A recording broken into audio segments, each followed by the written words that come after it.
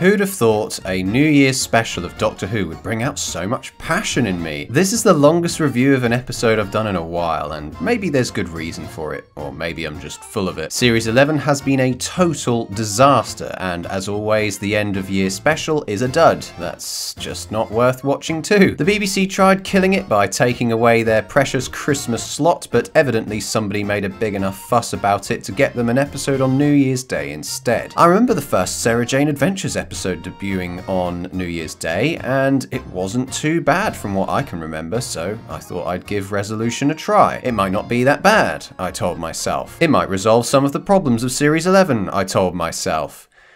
Oh, how wrong I was.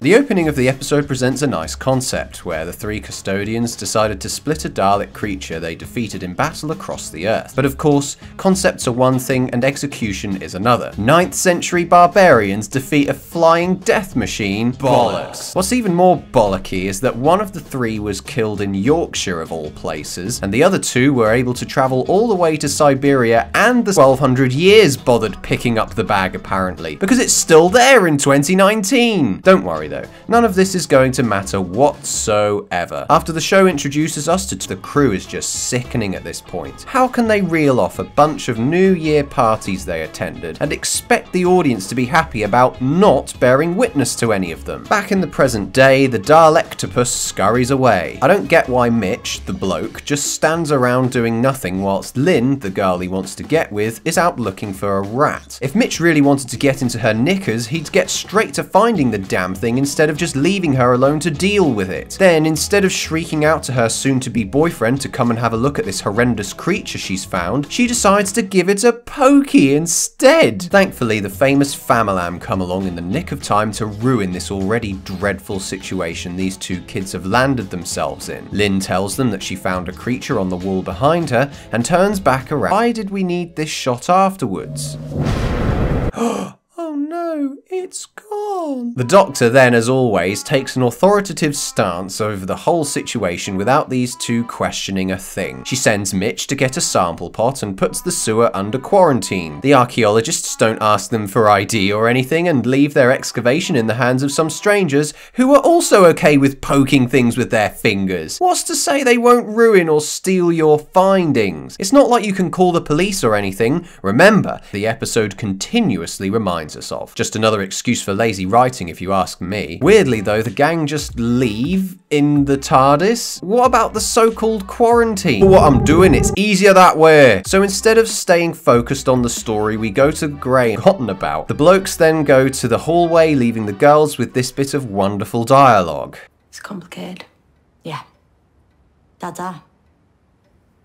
Years. What do you mean, so I've heard? Graham then makes an interesting case about family, in that it's not about blood or name, but what you do instead. This was some oddly nice dialogue to hear, seeing it's to find the Daleks now strapped to her back. I would have been okay with this scene had there not been this ridiculous. Why go home just to give her the rundown when it could have just been done whilst she was in the car? We then have this super cringy scene where she acquires some top secret military information from her companions what a Dalek is. You guys don't need any of this. The audience already know what the Daleks are. Then we have that hilarious sequence on the motorway. There's this out of place, feels like they're forcing us to think what we're witnessing is really cool, when in reality there's just crashing or botching the driving in places. Nope. Too expensive, she's going to get caught for speeding instead. How exciting! Lynn then pulls this police officer into the car, and with his legs dangling out of the window, combined with this line, I was in stitches. The other Bobby then gets out of the car and screams like a little girl. Not request and establish that Lynn apparently had a problem with authority this whole time. We're only a third of the way to the poor bastard who has to work on New Year's Day. He tries selling him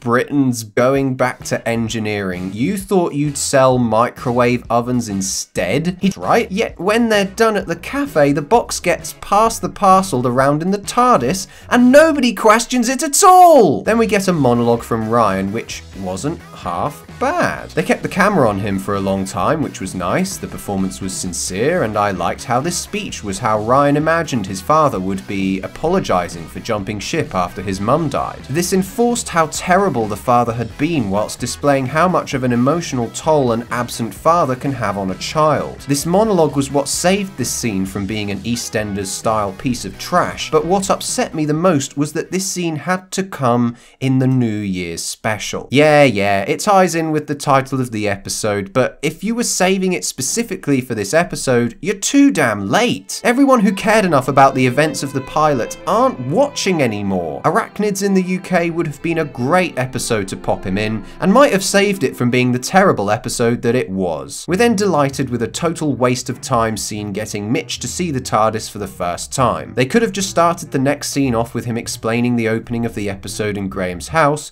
What was the point in this conversation with Yaz? They then track down Lynn, and it turns out the Dalek is worse than the basic ones. Just by saying something to be true doesn't make it any more impactful to the audience. They attempt to give off the impression that this Dalek is unique in the following ways. It magically cuts the TARDIS's navigations because the Doctor says so. It blows the TARDIS systems because the Doctor says so. The creature was able to create a fold-back blast, whatever the hell that is, because the Doctor says so. We don't actually see the Dalek doing any of this. It's so boring. We then have another tiresome off-screen death so that Lynn can enter the Black Archives. I wonder why they chose to go with the human Dalek thing again. Maybe the producers of this show have short memories, but last time they did something quite creative with morphing a human and a Dalek together. Back in 2007, the human was a crook, so that made the combination more fearsome. Here, the human is basically just a blank slate, so all of these interactions are really bland. I caress it, 'cause I possess it. I'm stingy, and it's mine. Then the female Doctor and the female Dalek have a little catch-up on the phone, where the fifth member of the Cult of Skaro, Dalek Lynn, has a coughing fit.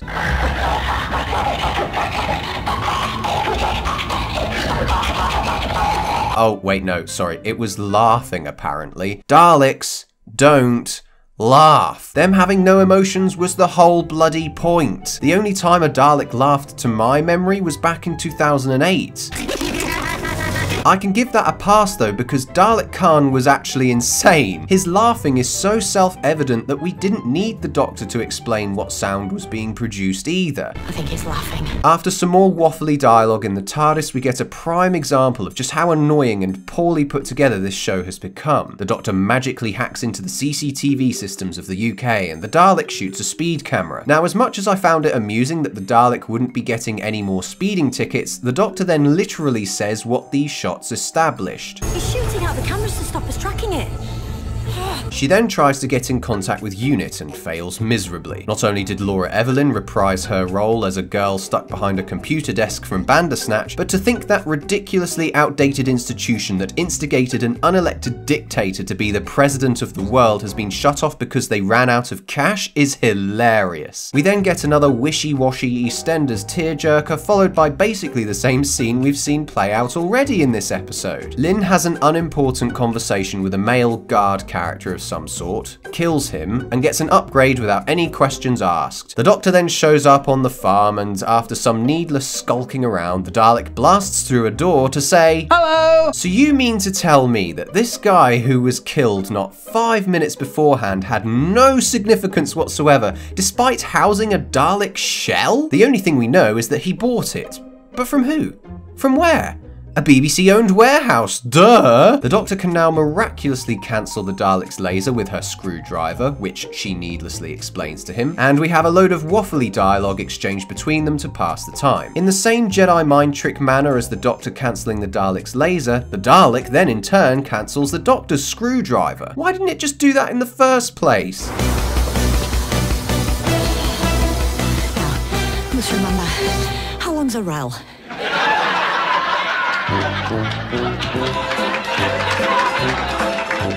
Now, considering the rogue Dalek situation is about to peak in its intensity, I was surprised that the Doctor decided to take a detour to pick Graham up.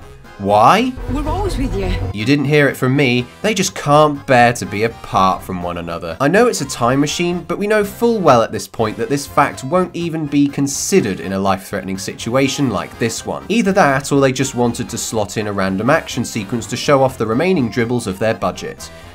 Which they did. The Dalek flies right through British airspace and nobody in the RAF even tried to shoot it down. We had to get ground troops to sort it out. The Dalek zaps one of them, they return fire, it points a couple of missiles their way, and only then does the commander decide to shout, "Dearie me, what a mess." Then predictably they all get slaughtered and wait, where did that explosion come from? If only the Doctor was here to give them intel about the Eye Stalk. You'd think that'd be a high priority for her, given that UNIT's gone bankrupt. Nah, they're too busy pulling apart that bloody microwave oven. You know what's also hilarious? These bold white titles that are slapped in front of certain establishing shots. Not only did they place them over the top of the Dalek burial sites twice, but then we get another one over the top of GCHQ. We then get more deja vu when we see the inside. Here comes another insignificant nameless white male that's going to, let me guess, get killed by the Dalek? Back in the TARDIS, the Doctor needlessly establishes that Britain's communications have been shut down and that the internet's been unplugged. What, on New Year's Day, when everything's shut and everyone's hungover? Yes, Graham. In case the audience hadn't clocked onto this already, it is indeed the day that everybody, including the children of the world, are hungover and all the shops are closed. I wonder if they're going to milk this gag until the udder is red and sore. We get a whole fucking scene with some random family dealing with the fact that the internet's gone down. The bit where Ryan says, "What a monster," was perfect. That gag was all that was needed. But no,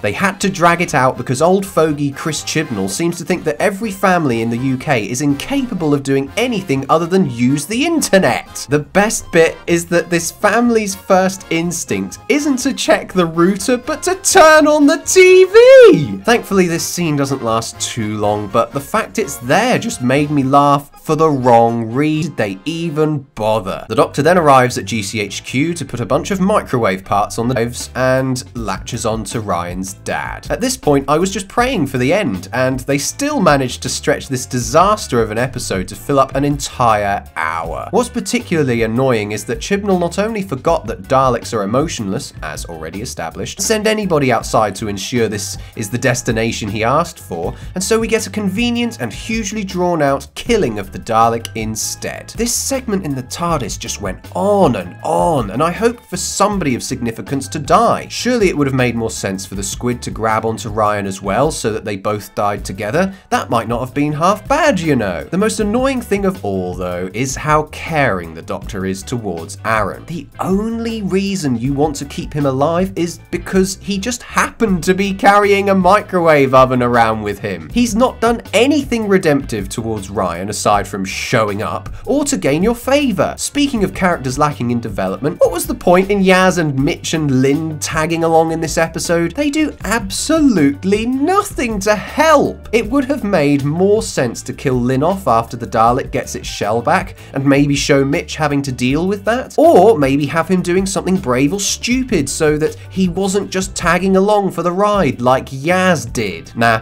they kept the couple alive for this stupid shot at the end, didn't they? So, did it suck? Yep, this was garbage. I'm done. I'm out of here. Resolution gets a 2 out of 10.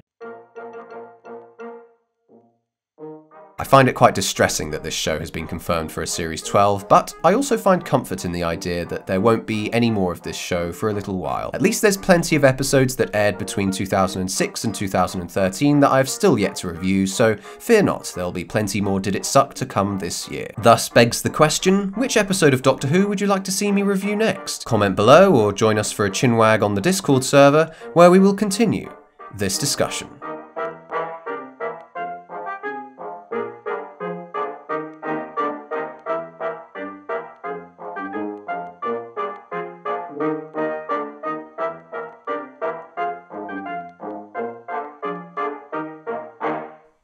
Now, how long did that fucking take?